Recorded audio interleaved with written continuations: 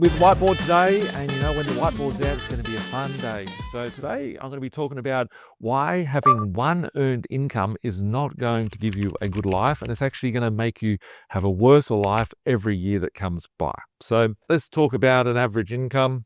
I don't know, let's just make one up here. Let's call it $100,000. Right? Let's say when you go watch the news or you go to your boss and you say, "Oh, can I please have a a wage increase or whatever?" And they go, "Oh, well, CPI is at 3%, right?" So you go, "Okay, cool. I've got 100 grand now and I've got 3% increase.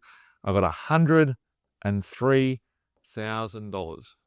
Woohoo, 3 grand, go buy a new iPhone, right? Cool." The problem is that in that last 12 months, no one's talked about is the inflation. And the inflation means that your energy prices are up 10%. Let's call it energy. Your petrol, we're up 50%, guys. Your insurances, up 10%. Your food, well, you're getting worse quality food, because they're putting all crap in it, and that could have been up 20%, right?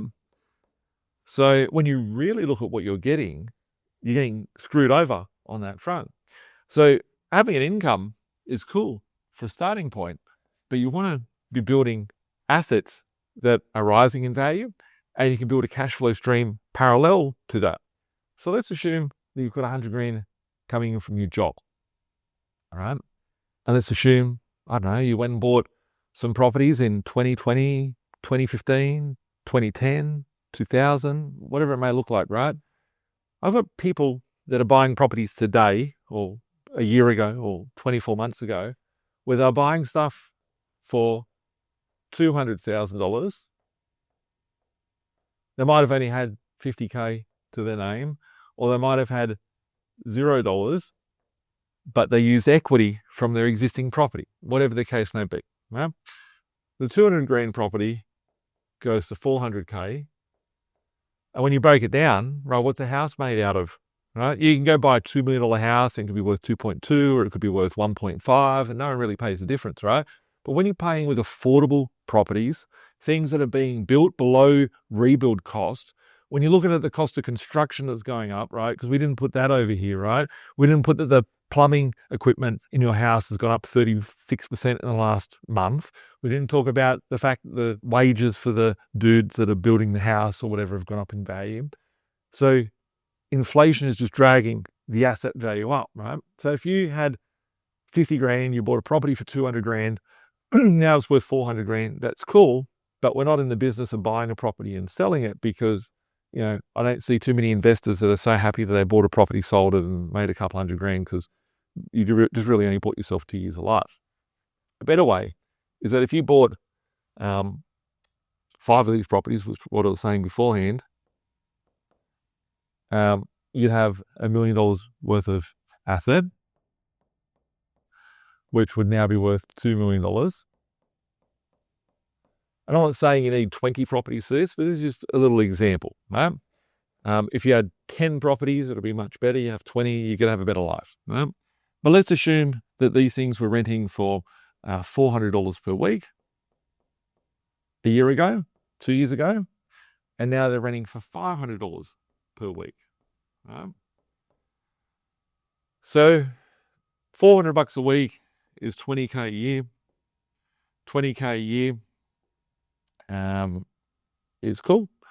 Times it by 5 is $100K a year. You put the rent up to $500 a week, times it by 5 is $2,500 per week, or $130,000 a year. How do I push the rents up? How do I push the rents up on my properties, right? Do I sit there and go, "Oh, excuse me, boss, can I please put it up? Please," whatever, right? No. I type an email to my real estate agent and I say, "Hey, looking at everything in the market that's for rent, this is what it's worth. I want to see it put up." Alternatively, you can contact us here's the details on the screen, right, for Blink Property, where I do that on behalf of my investors every year, where I push the rents up. Every month I'm reviewing all the rents, pushing them up, and the investors are getting extra income. So it's more of a passive investment for you. But reality of it is that to put up the rent by 30 grand, you put one property up by 30 grand, that's $600 a week. That's, the tenants aren't going to really cop that. It's not going to be the best sort of outcome. When you build a portfolio and you treat it like a business, your income's gone from 100 to 103. If you just put the rent up $100 a week, that's 30 grand a year. 30 grand a year is much more in line with inflation. And then if you had 10 properties, you could double that. You'd have 60 grand a year extra cash flow. You have more properties, so on and so forth.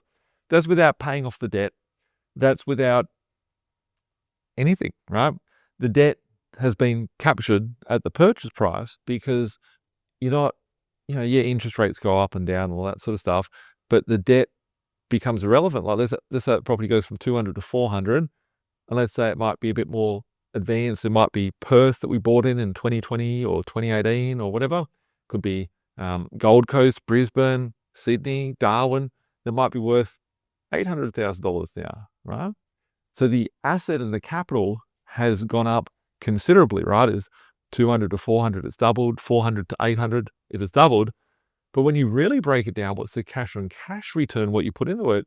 You've put 50 grand in. The 50 grand got you a 200 grand asset. The 200 grand asset's gone to 400 grand. So really, that's 200 grand up. 200 grand up on 200, 100% growth. But when you take 200 grand over 50 grand, it's really increased and multiplied your initial capital by 4 times. And then that goes much greater as time goes on. So it's having a plan, having a strategy. One job, like if we go back to the 1990s and you said I was on 100 grand a year, you'd be like, wow, you'd have a BMW in the driveway and it'd be paid cash and everyone would be happy and the kids would have a nanny or whatever the case may be. You say you got 100 grand in 2026, it's like, cool. The wife, how much does she earn now? Oh, she works 7 days a week as well, and we can't have a holiday. We've got afterpay for our dinner, right? And our clothes are from Lowe's and they've got afterpay attached to them as well. And you're like, shit, life isn't that good with it, right? And if you're feeling the pinch now with whatever income you're on, what's it going to look like in another 5 years? Because what year of your life, just think about it, however many years you are, 20 years, 50 years, 100 years, however old you are, has inflation got any better? Have you ever seen a year in the last 100 years where it's like, okay, everything at the shops has gone down by 50%. It's much cheaper. No, right? Nothing at the shops is going down. So when you look at it and you can see the trajectory of where that's going, how's your life going to look like another 5 years' time? How's your life going to become looking in another 10 years' time? Are you going to have more options, more choices, more freedoms? Or are you going to have less choices, less options, and less freedom? And you're going to be more indebted and enslaved to the system that we're born into. For me, I didn't understand all this at the start. I just thought, shit, I just want to replace my income. But over a few decades, I've seen the erosion of our currency right in front of my eyes in my lifetime, not something someone else told me. It's been in front of my eyes. And I can't see it getting any better because the amount of debt's out there in the system. So why not capture assets? And the debt becomes irrelevant with inflation. And you can get an asset today. Let's say you've got your 200 grand property. You owe 200 grand on the property. You might go, oh, wow, it's such scary. I have 100% mortgage on it. I don't suggest doing 100% mortgage on it, just making it up, right? Let's say that you owed the whole amount. In 20 years' time, never paid $1 off it, but it goes to 400 grand, to 800 grand. The debt being fixed at that point, the debt becomes irrelevant because inflation is happening all around us, right? You can pay off the debt much easier. That's why when we sit here and go, oh, the parents had it so good, they bought a house in Sydney for $10,000 50 years ago. Well, they had their own troubles at that point in time. They had their own challenges that are like what we see today in the marketplace.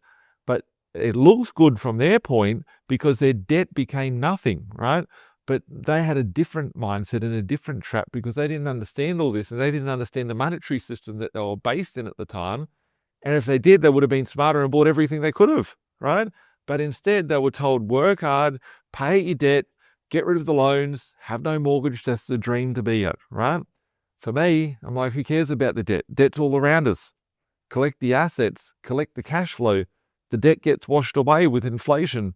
The assets get inflated away. The cash flow gets inflated away. That's where the fun's at. So hopefully that's given a bit of an indication of my thoughts on having one job. It is very limited. It's based on the 24 hours. You can go and sell your time, get an extra couple of bucks, but it's not really scalable. Who cares if you earn 100 grand or 200 grand a year, right? You're still having to sell that time.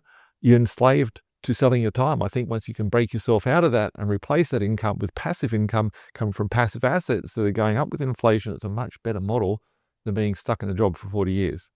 If you agree, leave us a comment. If you don't agree, leave us a comment. If you want help building out your strategy on how you're going to get out of the job or how you're going to make your life better by having a separate passive income stream coming through, you're talking to the specialist here. B.Invested, 1300 367 925, admin@binvested.com.au. Thanks for watching. Bye for now.